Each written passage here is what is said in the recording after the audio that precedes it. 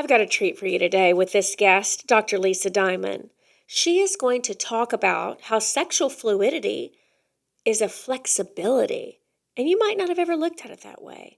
Also, we're going to talk about how trauma and the LGBTQ population has been mischaracterized and what that means. And then lastly, we're going to dive into her TEDx talk where you really can understand about the adaptive nature of genetics and how it relates to being queer. It's really going to be amazing. Join us. Welcome to the Redhead Reveal podcast. I am Jenn Pinkerton, your Redhead host, a psychotherapist, writer, speaker, the private practice owner of Pinkerton Psychotherapy, and a connection expert. I help people reveal their connectedness within their relationships and sexuality, understanding root causes of beliefs and behaviors that hold them back from success, and assist them to returning to the person that they are born to be before they were limited by trauma, societal or social concerns, or attachment wounds.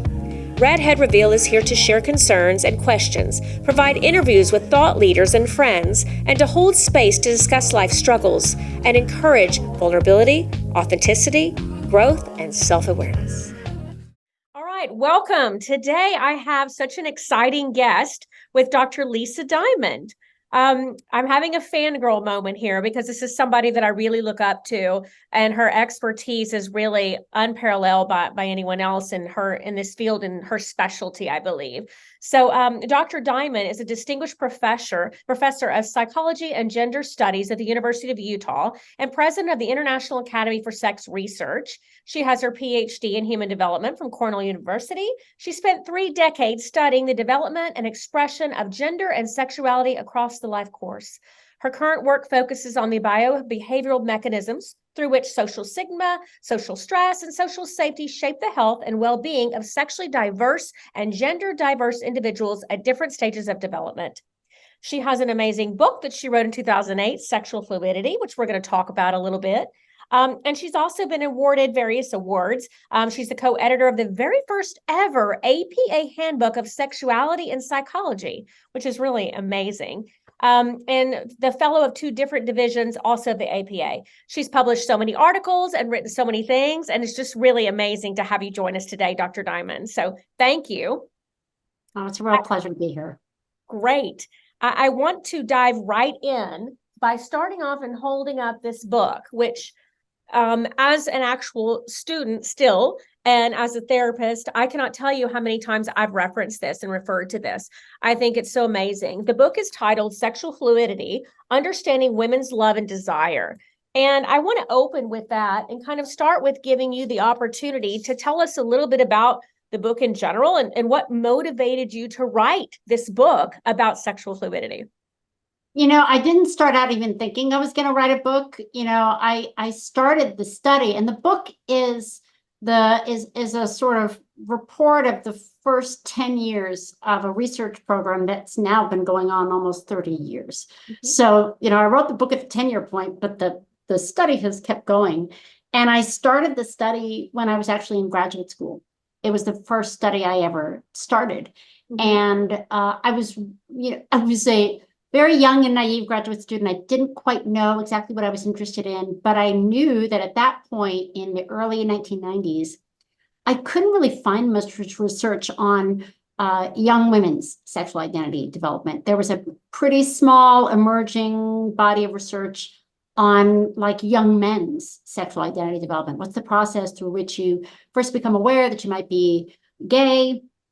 People didn't even talk about bisexuals at that time. It was just a different era.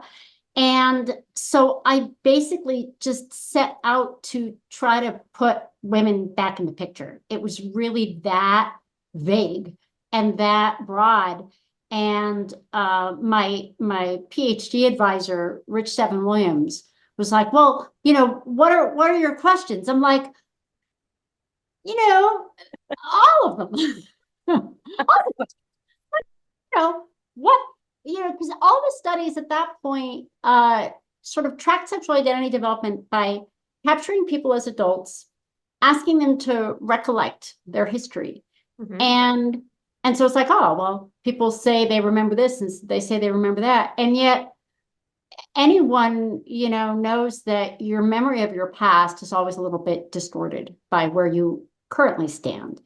And so it would be really common to hear people say things like, oh, well, I was married for many years, but now I realize that I was always lesbian and I was in denial. And that makes a lot of sense from this kind of standard model that we had about sexual orientation. But I was curious as to kind of what would happen if you capture people at the beginning of that journey and then kind of follow them over time. And so this was pre-internet. So I recruited women like through word of mouth and Mhm. just asking them, and I didn't even require that they identify as lesbian or bisexual. I just said, if you're attracted to women at all, and you're a woman, I kind of want to know what's going on. And I have no money. I was at Cornell, so I bought a used car and I just drove around the state of New York to various cities, recruiting individuals one by one, just saying, would you talk to me about, your journey? And then, I did something that had not been done at the time, which was I followed up with them. About every 2 years, I would recontact them and check back in with them, who they were involved with, who they were having sex with, who they were in love with, how they viewed their identity, how they viewed their attractions. Mhm. And lo and behold, what I found was that people's trajectories were not nearly as continuous as I think everyone kind of assumed that they're supposed to be. Mhm. That you would have people who would come out as lesbian, and then maybe 2 years later, they're like, well, I think I might be bisexual because I had this relationship with a guy and I don't really know what that means. Or some people would identify as bisexual and then they switch to lesbian and then something else would happen.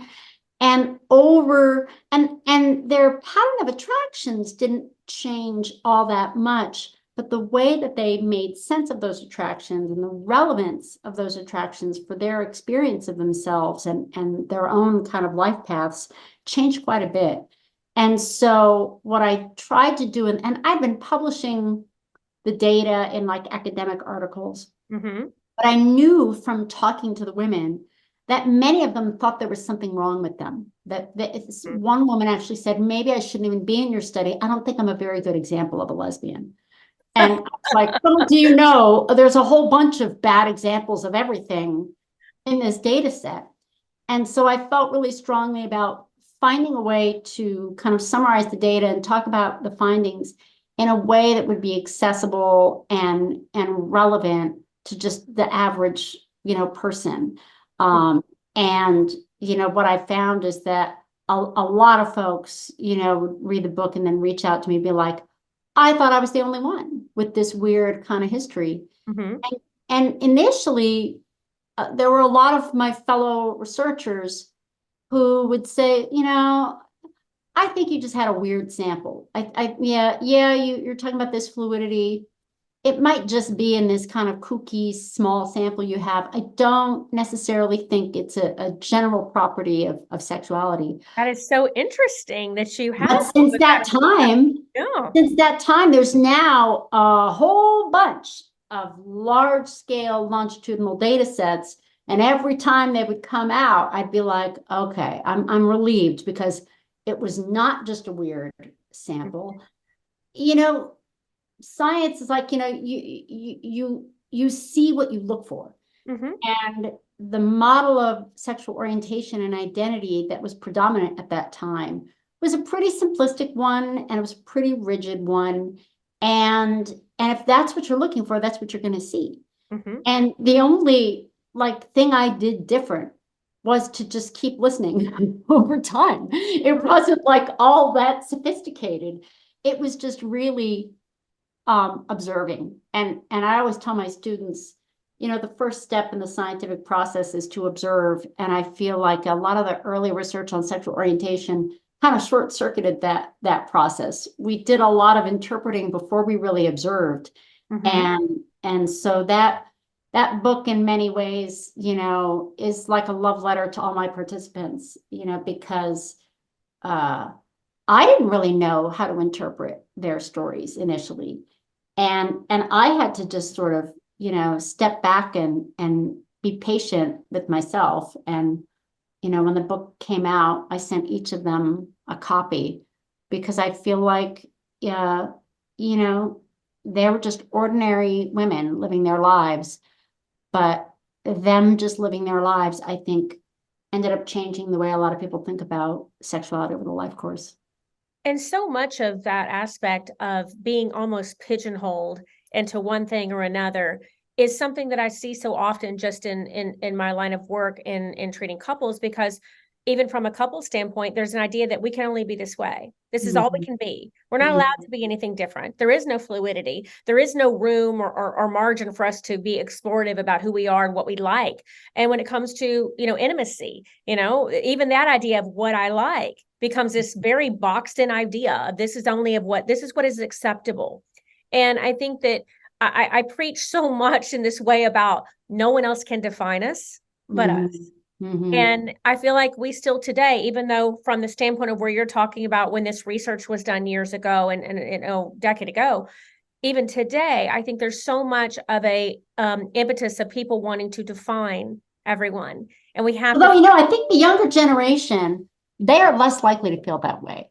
And I I feel agree. like they are, Gen Z, 1 out of 5 of Gen Zers view themselves as somewhere on an LGBTQ spectrum. Mhm. And many of them are not likely to want to pin it down.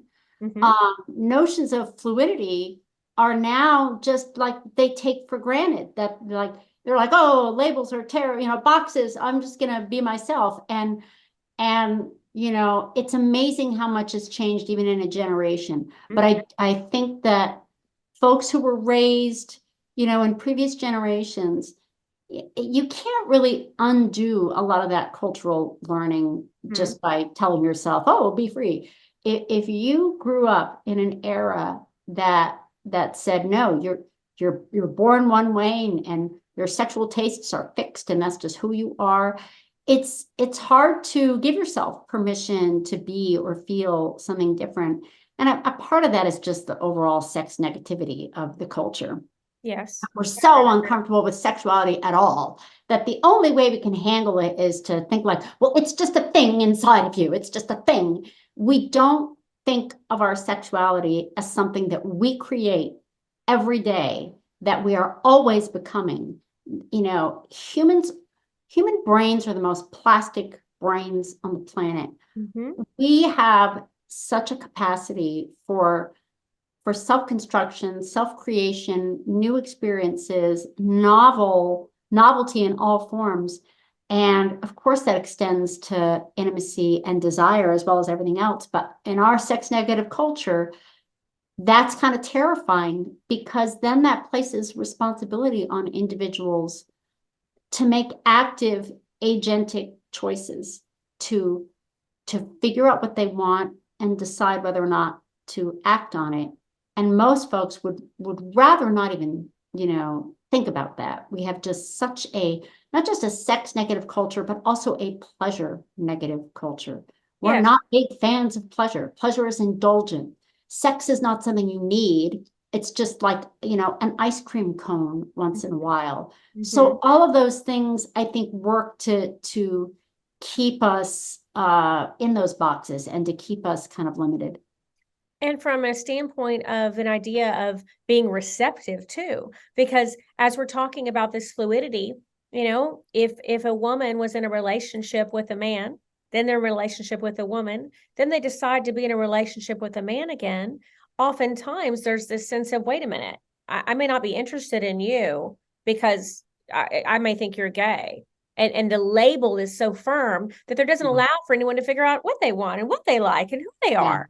And Yeah. I find that so disappointing because in other ways, we allow people to make a lot of changes in their life. People change careers, they change jobs. I actually They, use career development all the time as an yes, because example. it's, I think say about like, it. often if you talk to someone who, has some career in say marketing or something, and they, oh, how did you get into that? Well, I did this and then I got this opportunity and I realized I was good at that. And then I did this and I tried that. And then I ended up, no one ever says, when did you know you were Mm-hmm. That's right? right. So we allow for that complexity and variability. Like, yes, there are ingredients. It's like we're all like a cake. We Mm-hmm. have things that we start with, like the eggs and the butter and the flour. Then it's up to us to like bake our cake. But it we can, we are continuing to cook, all through our lives. And it's amazing how little flexibility and variability we allow ourselves in one of the most important domains of our lives, which is intimacy. Absolutely. There's the concept of let's reinvent ourselves as well. Let's reinvent who we are. Let's start over. But there's never usually an inclusion of that also pertains to your sexuality. Who do I Mhm. want to be in that way? What do I Mhm. like? What do I don't like? What do I want to explore? The idea of the new year, I often say to people too, okay, you're starting your new year. What are your goals? What's your goal going to be in your intimate life? What's your goal Mhm. going to be for sex with yourself, Mhm. with your partner in general? What is that going to be? What's that going to look like? Yeah. And Yeah. oftentimes it's greeted with just this blank face that why would that even be something that we would be considering? But of course we Yeah. should consider it. It's part of who we are. Well, that's not a message we ever give to kids. Mm-hmm. I often like to freak out, my friends who have, children, when the children are like, 12 or 13, I'll say things like, what kind of orgasms do you hope that they'll have one day? And they're like, oh, and I'm like, we imagine, oh, will my kid be a firefighter? Will my kid do this? Will my kid do that? It's like, don't you wish for your child extraordinary pleasure in their lives? And yet most parents don't think about that. They don't think that their child's future pleasure in their own body is their concern. Mm-hmm. And they don't think that part of their job as a parent is to lay the groundwork for their child to have fantastic experiences of physical ecstasy. It's that sex negativity, that pleasure negativity. We're more concerned with how much money our kids are going to make than whether they will be able to feel real ownership and agency in their body. And that's just tragic. But so much of that, I believe, is still shame based. Oh, yeah.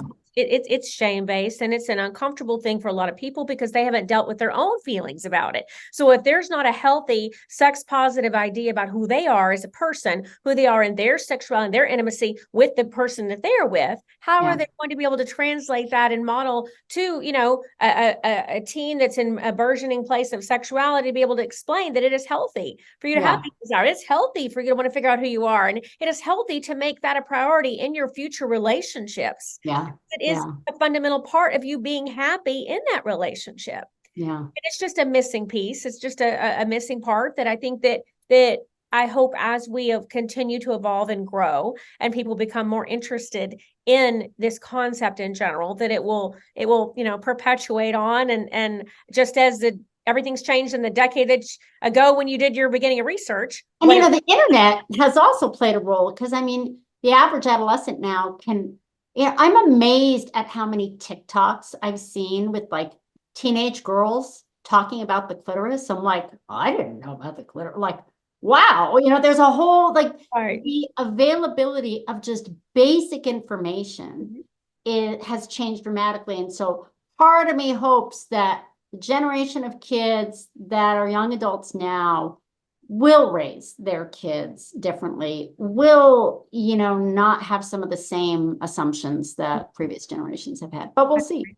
Now, for our listeners that may not really understand what the concept of sexual fluidity even is, have maybe an idea, I'd rather you give your definition to really explain it and give that out. I know you talk about the flexibility part of it. So can you give me and our our audience the actual definition that you use for that? Sure. So I define it as a capacity for kind of situation dependent flexibility in sexual desires, sexual attraction, sexual behaviors, and identities. And some people are like, well, what does that mean? Aren't people like you're either gay or you're not? And I'm like, yeah, sexual orientation is a thing. There are people who have a predisposition for one gender or another or both or neither. But those predispositions are not nearly as rigid as a lot of us have been led to believe. People used to say things like, oh, your sexual orientation is kind of like your eye color. No, it's not like your eye color. It is a pattern. It's a leaning. It's a bias, but it is not a program. It is not some genetic king that says this is the only thing you're going to want. And what we know is that as individuals go through their lives and they meet different people, have different experiences, or in different environments, they may encounter individuals or stimuli that kind of activate in them desires that seem unexpected, that are different from their usual.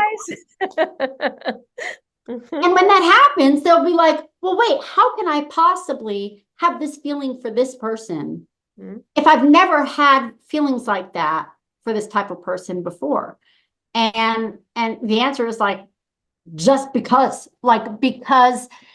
human sexuality is kind of inherently, a malleable system. Humans are not like other mammals in this respect. Humans use sex not just for reproductive functions.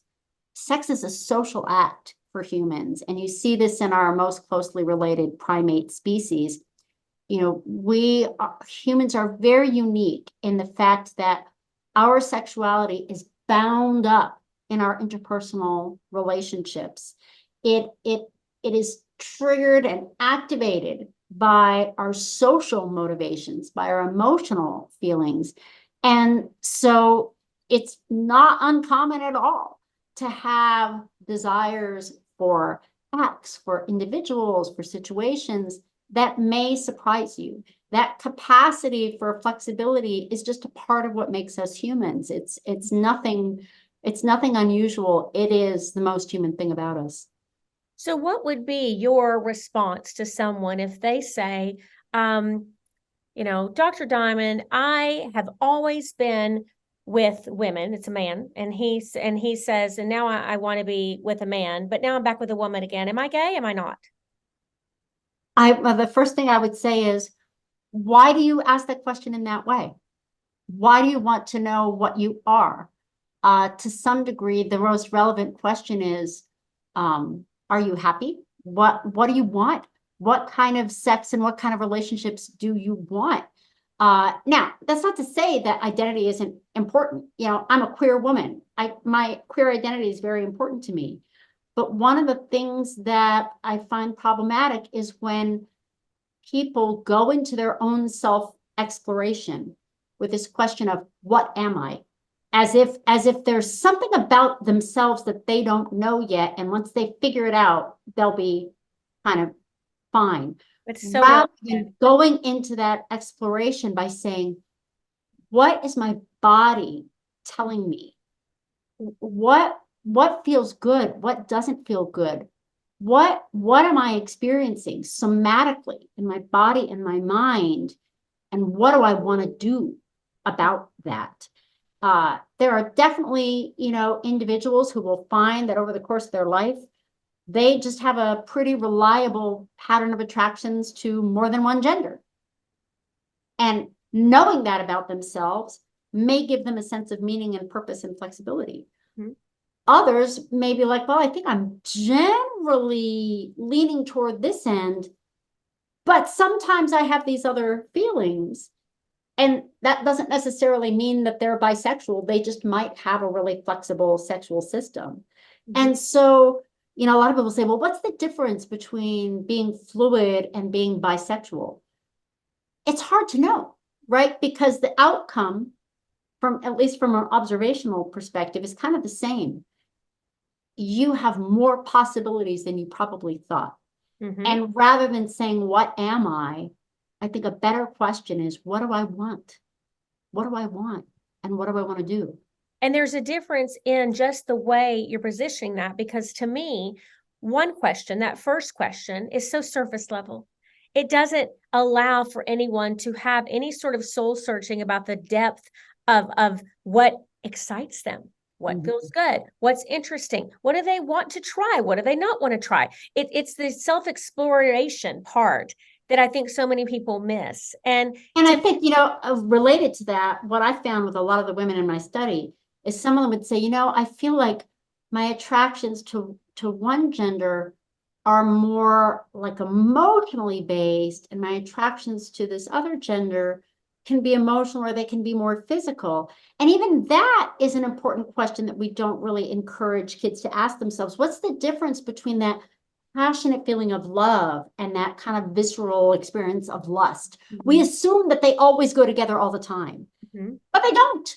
People have lust without, love. People have love without lust. They have them together. And some individuals are more likely to develop sort of, more love relationships with one gender and more lust relationships with another. And people are like, well, what orientation is that? What is that? I'm like, it doesn't really matter. But what that does tell you is some information about how you operate. And if you're trying to make decisions about, what you want in your life, then knowing how you respond to different genders, that's data for you. That it's not about what you are, it's what is your pattern and what do you want in your life. And that question, I want to lead with that. What do you want in your life?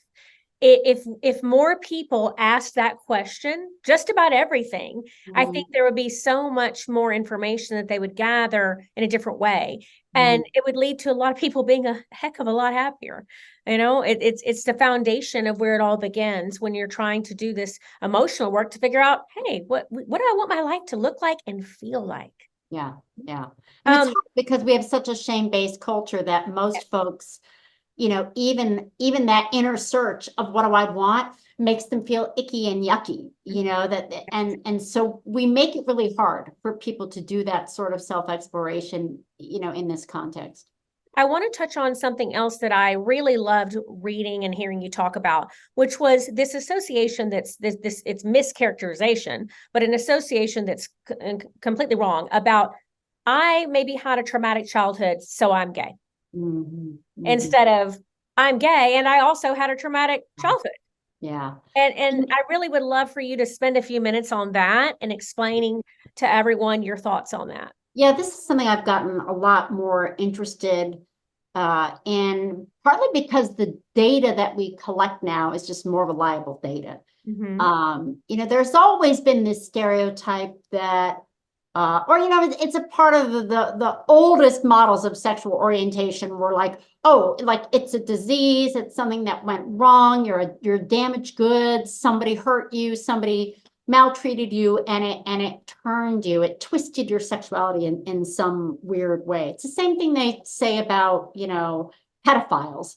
And yet we know that pedophilia also appears to be an orientation, right? So like, it's like some people have biases in their attractions. People are born with predispositions. And those predispositions do not always express themselves, cleanly and clearly. One of the things that we know is that among folks who are openly identified as, lesbian, gay, or bisexual, they are more likely than heterosexually identified individuals to report having childhood adversity. And adversity broadly defined, which includes things like having mental illness in the home, emotional abuse, physical abuse, sexual abuse, poverty, having a parent that's incarcerated, having a very unpredictable childhood. And then, there's been a lot of awareness over the past, I'd say, decade on the ways in which early childhood adversity shapes our development in multiple ways, partly because our brains are so plastic. Yes. And one of the things we know is that, although we used to think of as childhood adversity as like a thing that damages you and gives you a deficit, what we now know is that basically adversity was the normative state for humans across human evolution. If you've ever watched Game of Thrones, those childhoods were more like what human childhoods were like. People lost their siblings. They experienced parental loss. parental abandonment, all the things that now we think of as being a troubled childhood were kind of universal in the environment of evolutionary adaptiveness. Correct. And so we know that, you know, our brains evolved to just cope, to adapt. And some of those adaptations have to do with the way the human brain processes fear and reward, you know, because our brain is designed to just keep us going and keep us surviving. And one of the things that gets altered in kids that have been exposed to early adversity is that their kind of sensitivity to short-term rewards appears to be heightened. And it's thought that this is a part of the survival mechanism, because you're a child who's exposed to adversity, the brain is getting the signal, your life might be very short. Mm-hmm. You may not be able to rely on anything.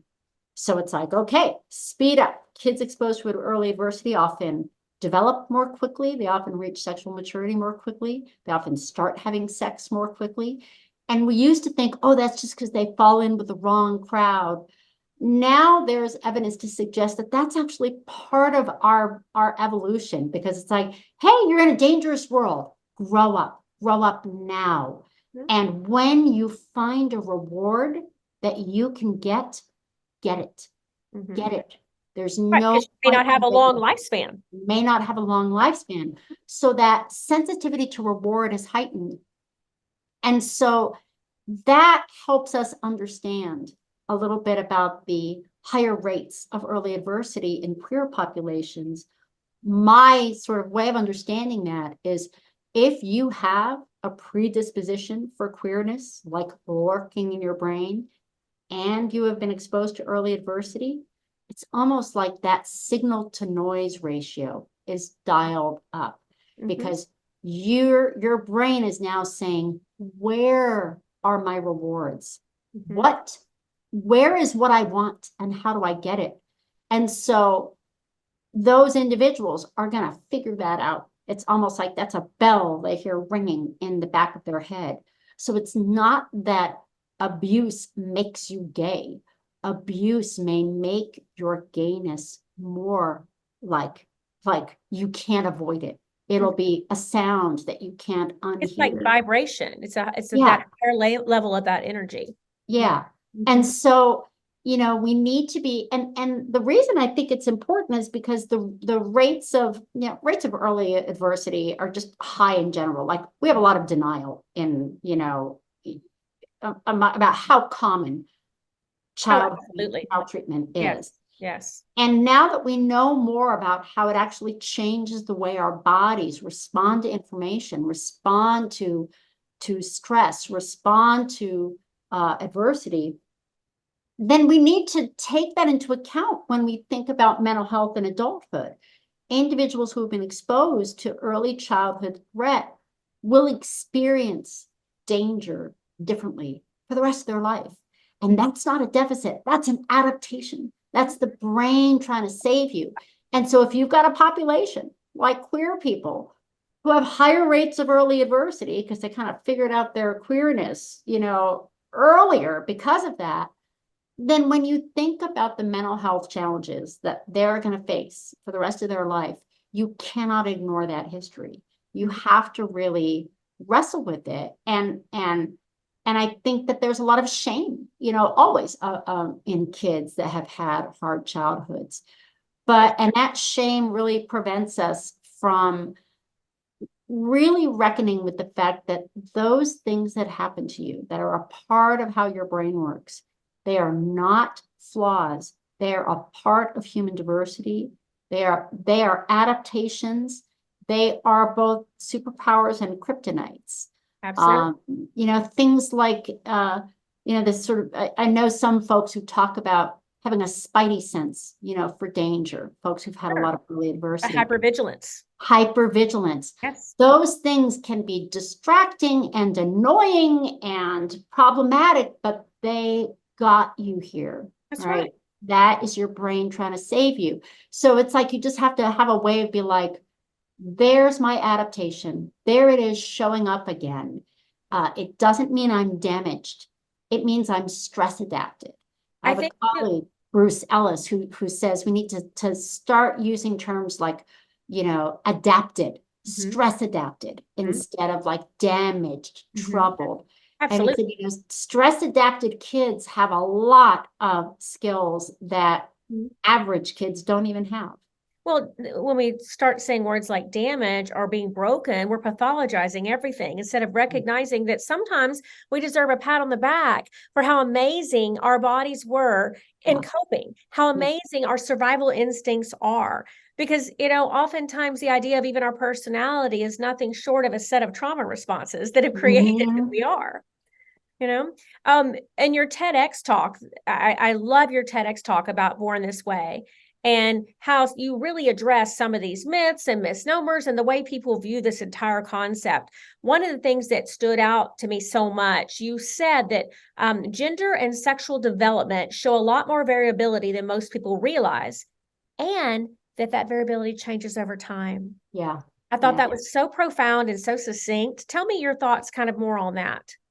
It's so interesting because some people interpret the existence of, say, sexual fluidity as like, oh, so we're all just like randomly, like everything is possible at all times. And it's like, no, there are periods of development that are more open and periods of development that sort of stabilize. And I was really influenced, by reading a lot of research on sort of developmental systems theory, which talks about how, humans are always sort of changing and restabilizing and changing and restabilizing. We sort of oscillate between periods of openness and then realignment, and things will sort of settle down. And then another window of change opens up, and then things settle down. So we have this capacity for variability over the life course, but even that capacity is variable. And those windows open and close at different rates for individuals. We know that the greatest period of variability is in early childhood. That's when the brain is most plastic. Right. But even that, like the brain stays pretty plastic until age 25. Well, we form neural pathways all day long, every day. We have the ability to signature characteristic of humans. That's right. Yeah, I like to see there's only one way that humans are born, and that's changing. We're born changing, and we keep changing. Absolutely. And that can be, destabilizing in the moment for people who are in a period like that. But it's also why therapy works. That's right? It's also why healing works. It's and if we can shift the perspective a bit to recognize that changing doesn't have to be a bad thing. Those changes we can actually embrace with some curiosity. And having a little bit of curiosity, I think, goes so far, But some folks are afraid to find out what they want. If you look too hard at your life and you're like, wow, I really have no sexual attractions for my, spouse at all. Like that can be a really terrifying change. And one of the things that's kind of problematic in our culture is that we don't do a very good job of saying to people in coupled relationships, for example, hey, if your desires for your partner kind of change, maybe, what about an open relationship? Or what about, what about kink? What about all these other things? Yeah. We are just like, oh, well, then get divorced. Then it's over. That's right. No real acceptance of saying, as your sexuality changes, you have a lot of choices you can make about what to do with that, where to go with that, who to bring into that. I find it really sad when people give up on their relationship. And that's so much of the work I do. Let's talk about, have you ever had a conversation about what your fantasies are? Have you ever talked about yuck and yungs? Have you ever even explored, what, this could look entirely different? And instead, people either are so shame-based or they're so afraid of the judgment and they can't be vulnerable enough to talk about what they're feeling and thinking and wanting. Yeah. And to be fair to some folks, often one person may be willing to do that and the partner may not be. And the partner may find that threatening.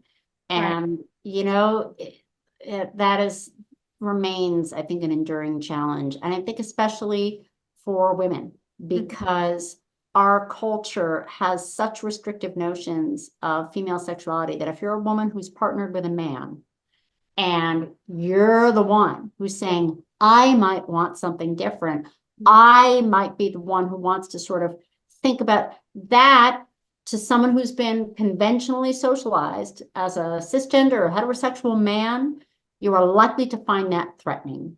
And that comes from the way that we raise children. Absolutely. Instead of thinking, let me embrace what my partner is talking about, because wow, I may be in for this amazing, great ride that's going to further our relationship in such a cemented and connected way that we could be in a year from now in such a better place that we never even thought we would get. And our life can look so very different and we can be together. Yeah. You know?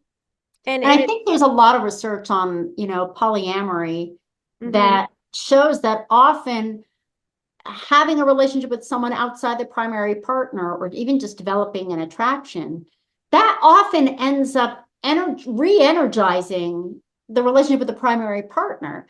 And so our culture has this notion of like, oh, if you're attracted to somebody else, that's like a threat, instead of saying, hey, anything that turns you on, that wakes you up to your body, you can choose to connect that to your current relationships, but that's not the message that we give. Well, I define it as a spark. It's a spark. And even Esther Perel talks about how, sometimes in the situation of infidelity comes a heightened and better sex life after, if that couple chooses to work through that because of that. Is exactly what you're talking about. And the research does indicate that it's a scientific fact that is what happens. But so many people are very afraid to embrace that concept because of the detrimental effects of what that could mean. And it might create a freedom that people are very uncomfortable with. Yeah. Also in your TEDx talk, you talked about the evidence for the genetic contribution. And I want to touch on that too, because I thought that was really exciting. Tell me what you thought about that as well. In the early 90s, there was all this research on whether there was a single gene that made people gay or straight. And there's not a single gene. It turns out that there are hundreds, potentially like thousands of genes that collectively change that bias, that have, the best analogy that I've heard used is rigged dice. That, if you're cheating at a dice game, you throw a dice and it's weighted so that the 6 will be more likely to come up. That's not a guarantee that it'll come up. You have weighted dice, but there's still how hard you throw it, how far you throw it, what surface it falls on. And so the genetic contributions to sexuality are like rigged dice. They change the probability of certain patterns, but they don't determine the pattern. And so when we look at identical twins who have identical genes, even in identical twins, if one twin is kind of queer in some way, the other twin is queer only 30% of the time. And they have identical genes. So now, and 30% is way higher than the base rate. Right. So that is definite evidence that genes play a role, but they do not provide the final role. And we know, the other thing I point out when I talk about this, I'm like, anyone who knows 2 identical twins, do you treat them as if they're the same person? No, absolutely not. We know that the moment those kids come out of the womb, they start differentiating. They are chewing up the environment, and their brains, they are becoming themselves. The gene is just a starting point. It's the same for sexuality. And so there are genetic influences, but there's no genetic determination. And so we need to, we used to talk about like nature versus nurture. There's no dichotomy. It is both and 100% of the time. We are genetically influenced. And that's just doesn't tell us very much at the end of the game. I agree completely. I want to end this with this question that I always ask. I give an opportunity for the prior guest that was on to ask a question for a future guest. And I want to give Ooh. that to you. And then I want to give you a chance to leave me a question for my next guest. Mm. And it's kind of my way of perpetuating thinking outside the box because everyone that I have join on this podcast has their own level of specialization or expertise. And by asking these questions, we're linked together in a common way. And I think it makes Mm. it really fun. So the last guest question was, are your current fears holding you back from something? Ooh. So let me let you think for a second. And while you're thinking, I want to tell our audience that I'm going to link in the show notes your TEDx talk Born This Way because I think it's so amazing. And I'm going to link in my in the storefront for your book, Sexual Fluidity, so everyone can find those two and your website. And I think that this entire podcast was so amazing and enlightening. And you're just such an expert in your field. And I'm so grateful that you shared some of this really profound work that you've done with everybody. And it's been wonderful. I appreciate that so much. So, what do you think? Do you have a current fear that's holding you back from anything? You know, this may not be true, but the pandemic was really transformational for me. I sort of broke down and rebuilt myself, and I sort of began to systematically kind of confront and deal with all of the fears Mm-hmm. that were holding me back. And I made a lot of kind of hard changes in my life. Mm-hmm. I've tried to live more authentically than I ever have before. And so Wonderful. now I'm almost addicted to that. Like now I'm like I'm like a fear and inauthenticity seeking missile. And it's like wherever I find it, it's like a bug that I need to squish.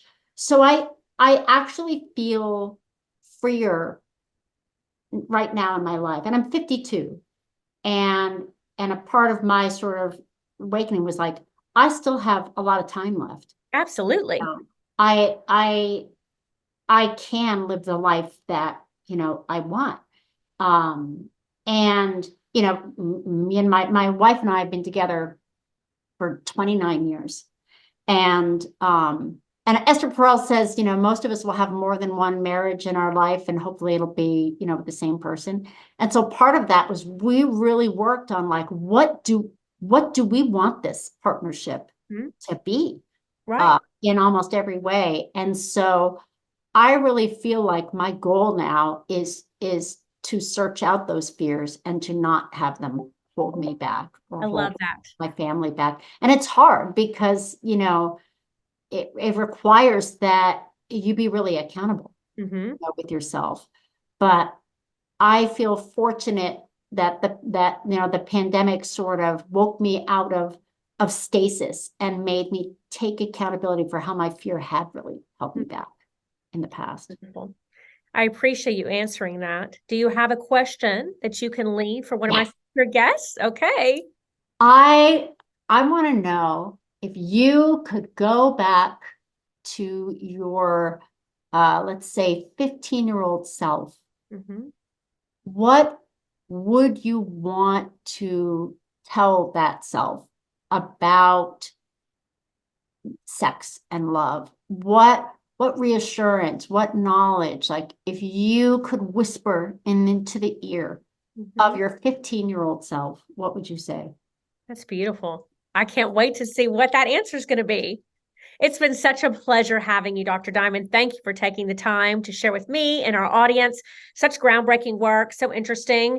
And everyone will be able to find you and follow you in all my show notes and be able to really get this book. I want to show it again for everyone on YouTube, Sexual Fluidity, Lisa Diamond. Thank you Thank so you so much much. for your time today. All right, bye-bye. All right, bye-bye.